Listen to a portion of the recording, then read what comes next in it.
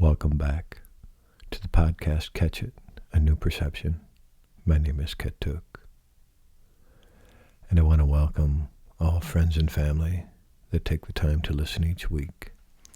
And if you're a casual listener, I invite you to subscribe so it will be easier to find when you come back to it. And I encourage anyone that does appreciate it to share it with other people that they know may appreciate this podcast. Thinking about how we get to know our higher self, the action that we take, how we treat others, how we treat ourselves. How do we learn to forget the bad in other people? And how do we utilize that as an asset? To not talk down about people. In seeing the best in someone means that we leave the flaws, if you will, behind. Seeing the best in someone means that we allow what they do that bothers us or that we perceive as negative, we let go. We don't need that in the front of our minds. We need to learn to have faith. And what is faith? Is it faith in a deity? Is it faith in the Creator? Is it faith in another human being? Is it to learn to have faith in someone who once let us down in another area of life? Can we have faith in them? Do we have faith in ourselves? How far does it get us if we have faith versus not having faith in other people or not having faith in ourselves? How far can this take us? How do we come to an understanding to be able to believe in what it is we're doing? So when we believe in it, and we believe that the things that we're doing that affect other people. This podcast, for example, I believe is more of a positive influence on people than a negative influence on people. I understand if someone doesn't appreciate it, they're not going to listen to it, and they'll leave it by the wayside. And then maybe they'll come back thinking, that kind of made sense, it just rubbed me wrong. Do they learn to believe in it and then have faith? And the reason I talk about it is because I think that having faith in people and in mankind and believing that what they will do for us is good is a faith worth having. Do you lose faith in people? When you do lose faith in someone, can you get it back? Or at this point, do you just see the bad in them? Can you forget the bad and learn to believe in them again?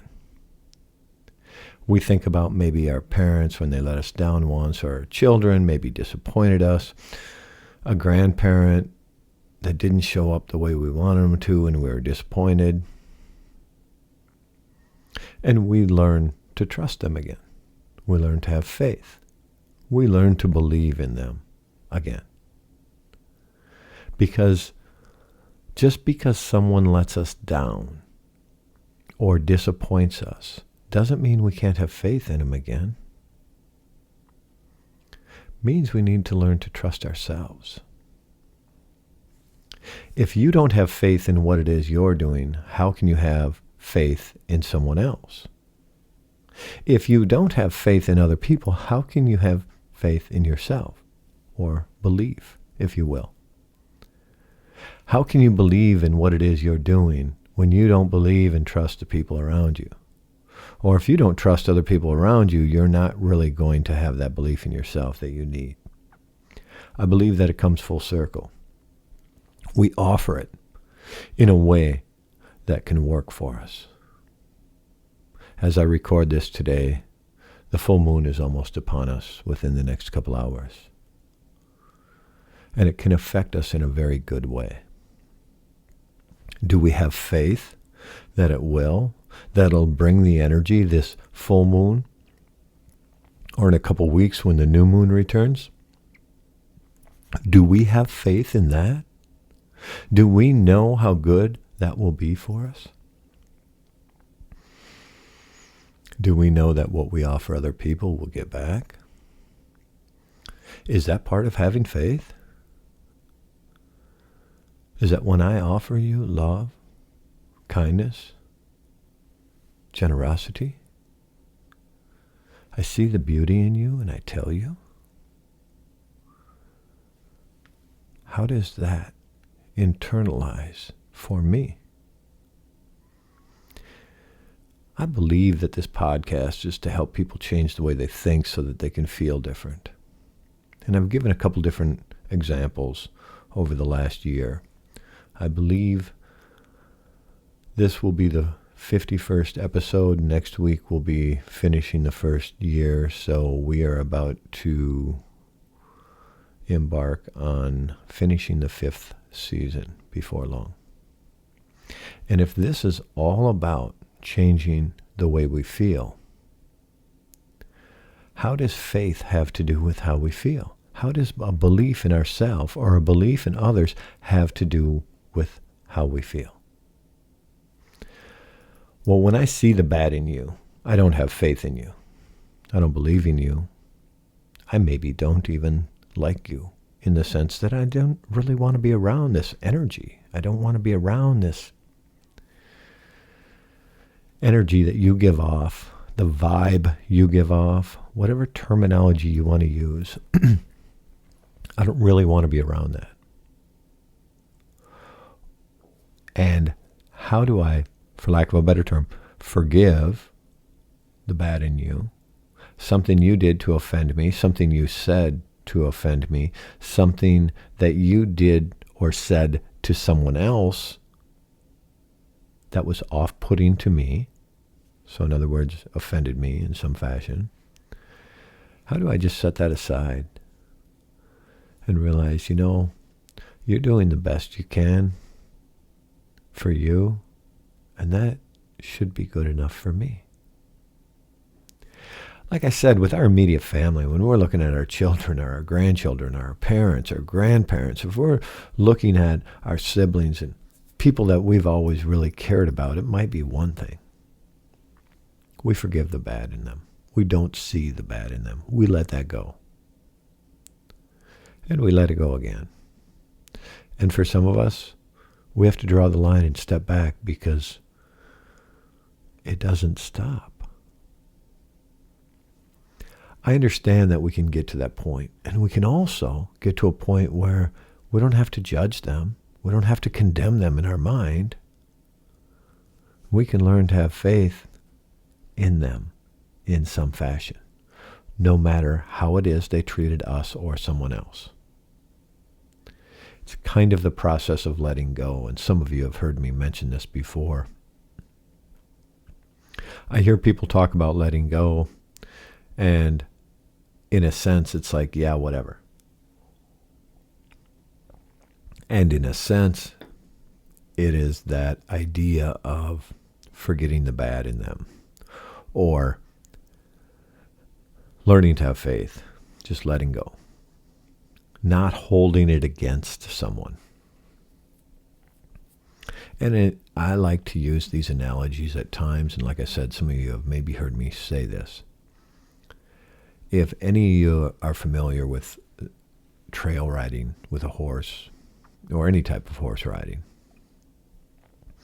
and most people that are going to ride a horse today aren't going to ride it bareback. They're going to have a saddle on it. Nevertheless, even with a saddle on, and you're out trail riding, and you happen to get thrown from the horse gets spooked and you get thrown, and the horse takes off. Maybe it was a snake, maybe it was something else.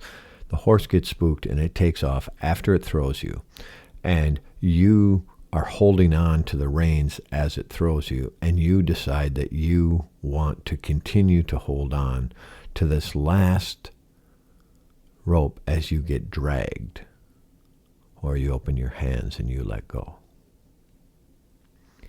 When you can let go, you will no longer be dragged emotionally by someone, by something, by what someone said, by what someone did. You can let go. And when you let go, you can forget about the bad. You don't have to hold it against them. You may choose at some point to not get hurt by them again and distance yourself from them, to maybe not have as much to do with them. And you don't have to hold that. Because when you hold it in your heart, if you're like me, and so many people that I've met, a large percentage of the people I've met, when we hold that in our heart, it does us a disservice. Probably more than it does them a disservice. Now, I don't know how much of a disservice it is to them, or if they even want me in their life, or any of that. I just know that I can't have that in my heart. I must find a way to let it go. So, in not seeing the bad in them any longer, by letting go, by moving through it, putting it in our past, find the terminology that works for you, the terminology that I offer, or the terminology that you come up with on your own that allows you to be able to step back, step away, and realize that you don't need to carry that in your heart. Some of us have worked hard to be able to carry a good heart. Even though we started life like that, we got cold and bitter and resentful, and that's not carrying a good heart. Today I will find a way to be able to forget the bad in the people who have offended me, or have offended the people who I love. Any of my family, my Tioshbai, you cross them, then I feel like you've crossed me. I don't need that today. I can just let go of it. See you for who you are today.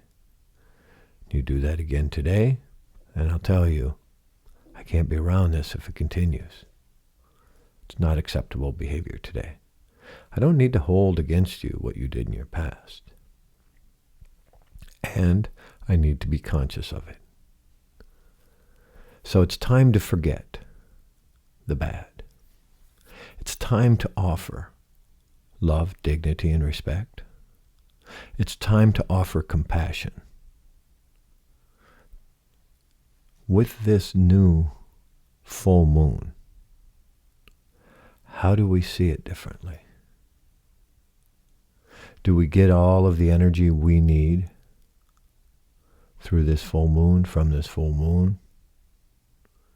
As the days get longer with daylight, do we continue to see it different? Does our spirit awaken? Does our soul shine? If our soul shines, or our spirit awakens, it's a spiritual awakening.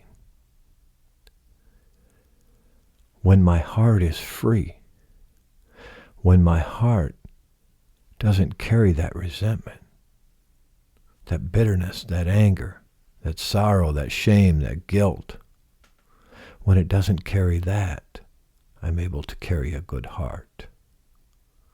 That's what I'm looking for.